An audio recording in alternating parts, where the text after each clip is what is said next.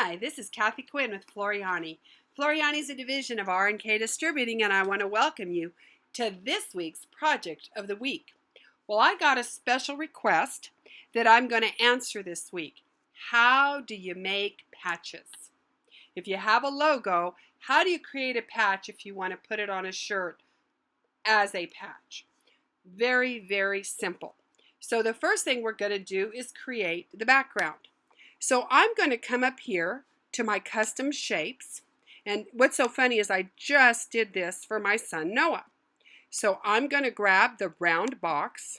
Now this is just artwork. I went into our custom shapes and I selected the box because I like those round little edges. You can pick whatever shape you need. Now I'm going to come over to my properties box and left mouse click on the transform key. Now what I needed is 4.5 wide, and I need it 2.5 tall. And I am going to apply that by left mouse clicking on apply. So now I have this artwork patch, and I just love, I know I've mentioned it before, but I love now how the software shows us our dimensions. It's perfect. Now with this, I'm going to turn this into an applique. So I'm going to come down here to the bottom, and I'm going to click on my green bush, which is my one-click wonder for applique.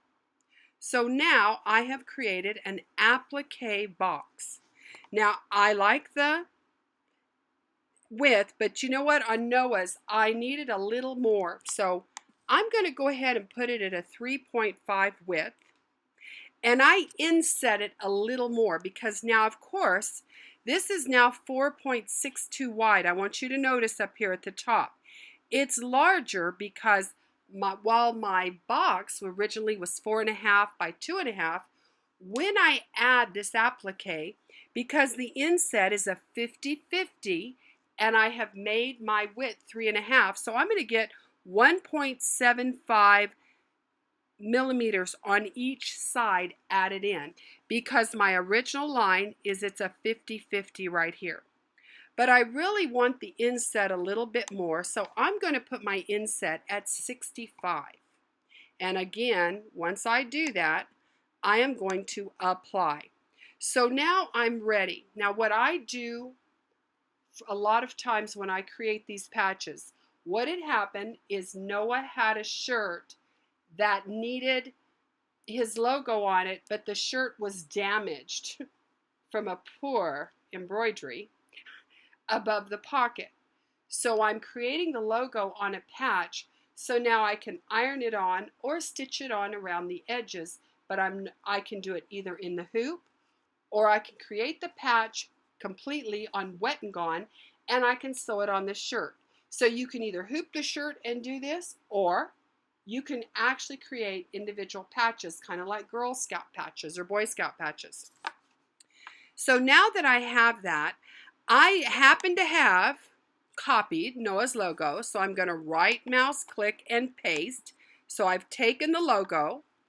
Now with this, I'm going to make sure this logo is grouped, and I can see right here at the bottom right hand corner, it shows that this is all grouped.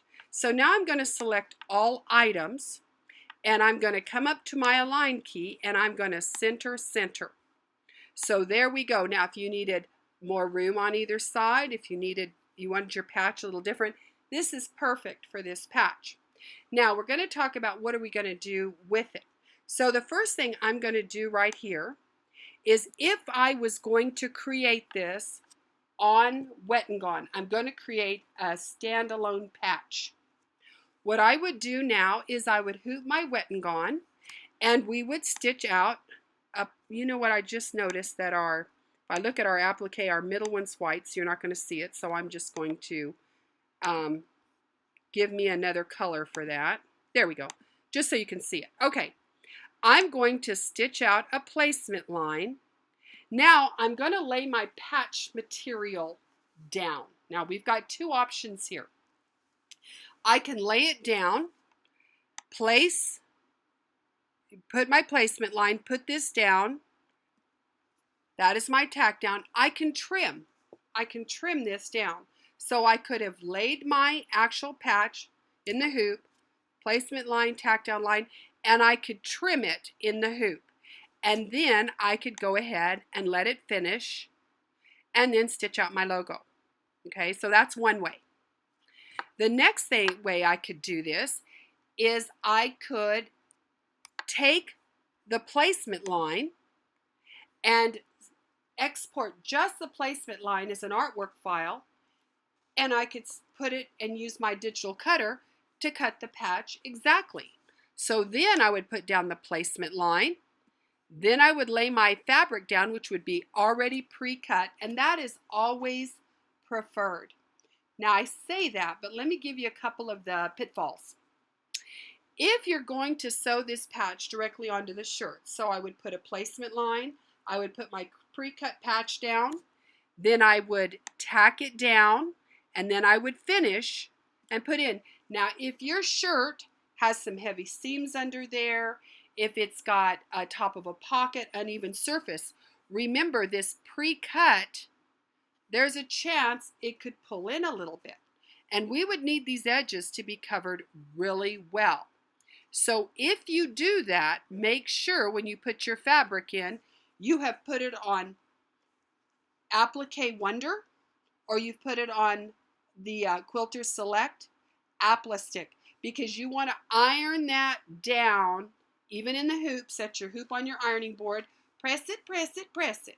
Do not iron it, press it, press it, press it, because I want that to hold while I come in and put in my tack down. And see, when this satin stitch is going down, what can happen is, if you've got some loft in here, as this comes, it's going to stitch down first on this side. It can pull the patch a little bit this way. So by fusing it down with Applique Wonder or Quilter Select Applistick, it's going to keep that from easily shifting. We want it to hold in place. So then we're going to go ahead and stitch this down, and then I'm going to go ahead and stitch my logo.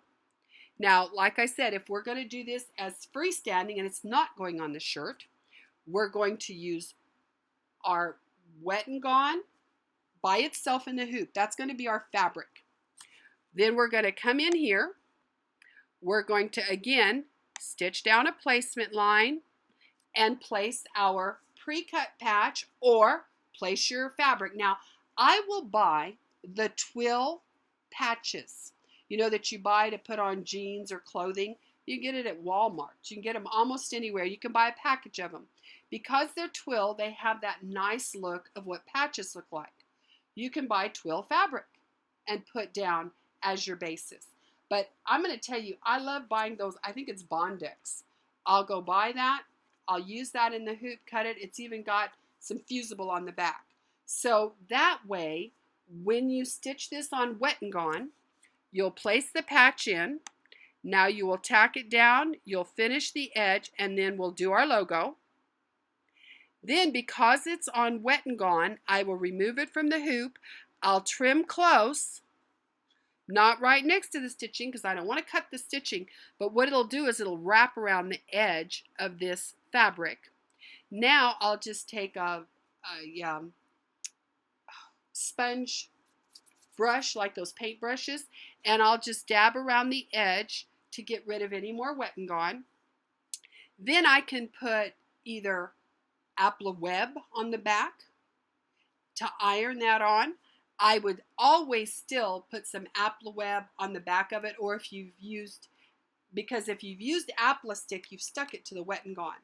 I'm going to trim that Wet and Gone away, and if I put Quilter Select Apple Web under it, I can iron it onto the shirt. Then I could go ahead and sew it down with a nice zigzag on top of my satin, or I can use Apple Web Plus to fuse it on permanently. So this is how we create a patch out of a logo. Those are your options for doing patches, and it's so funny that I just had to do one on my son's shirt. So I hope you have a great week, and if you haven't looked at my progressive classroom, please click on. The first project's free. I want to thank, already have lots and lots of members. I am so excited that y'all have joined my club. Remember, you can join for the month, you can join 6 months, or you can join a year. but you do not have to put in your credit card information to try out my first project, my wall hanging. So I hope you go there, and I appreciate everybody that's already joined, and I look forward to your friends all jumping on board and coming into my progressive classroom. But remember, this does not change the fact that I'll be here every week sending you a free video. Our education is free on the internet, on our website. Nobody can touch us for great education. The Progressive Classroom is a place where you can go if you want to delve deeper and do projects in my sewing room with me. So I look forward to seeing all of you. Have a wonderful week, and I look forward to seeing you again next week. Bye-bye.